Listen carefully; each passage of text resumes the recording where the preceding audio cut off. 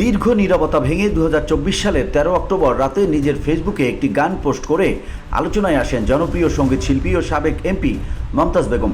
কিন্তু কয়েক মাসের মাথায় খবর এলো সোমবার রাত 12:15টার দিকে তাকে গ্রেপ্তার করেছে ঢাকা মহানগর গোয়েন্দা পুলিশ ডিবি।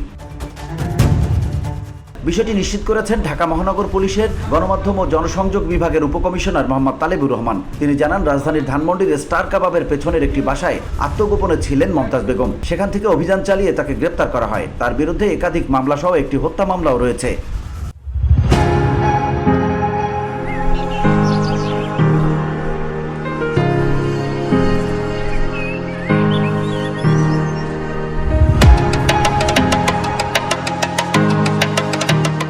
ডিবির যুগ্ম কমিশনার মোহাম্মদ নাসিরুল ইসলাম জানান, আওয়ামী লীগের সাবেক এই এমপির বিরুদ্ধে রাজধানী ও মানিকগঞ্জে বৈষম্য বিরোধী আন্দোলনের হত্যাসহ একাধিক মামলা রয়েছে। গোপন সংবাদের ভিত্তিতে সোমবার রাত 12টার কিছু সময় আগে ধানমন্ডির স্টার কাবাবের পেছনের একটি বাসা থেকে তাকে গ্রেপ্তার করা হয়েছে। মমতাজকে ডিবি কার্যালয়ে রাখা হয়েছিল।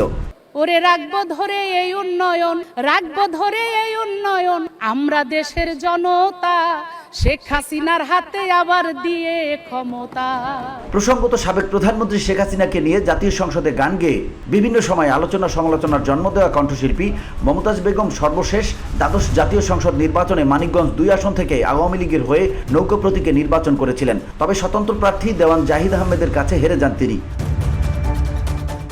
এর আগে 2009 সালে নবম জাতীয় সংসদের সংরক্ষিত মহিলা আসনে বাংলাদেশ আওয়ামী লীগের সংসদ সদস্য মনোনীত হন মমতাজ বেগম। পরে 2014 সালেও মানিকগঞ্জ 2 আসনে নির্বাচিত হয়ে সংসদ সদস্য হিসেবে দায়িত্ব পালন করেন তিনি। গত বছরের জুলাই আগস্টে ছাত্র জনতার আন্দোলনের পর থেকেই ছিলেন আড়ালে। রাজনীতি তো বটেই, সামাজিক যোগাযোগ মাধ্যম থেকেও নিখোঁজ ছিলেন মমতাজ। 16 জুলাইয়ের পর তার ফেসবুক পেজে আর কোনো পোস্ট ছিল না, যেখানে আগে প্রতিদিনই কিছু না কিছু দিতেন।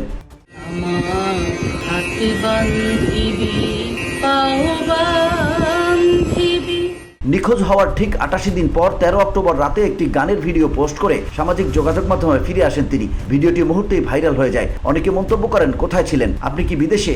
কেউ কেউ রাজনৈতিক প্রেক্ষাপটে তীর্যক মন্তব্য করলেও বেশিরভাগই ছিলেন গায়িকা মমতাজকে ফিরে পাওয়ার আনন্দে আপ্লুত। VOD Bangla news desk.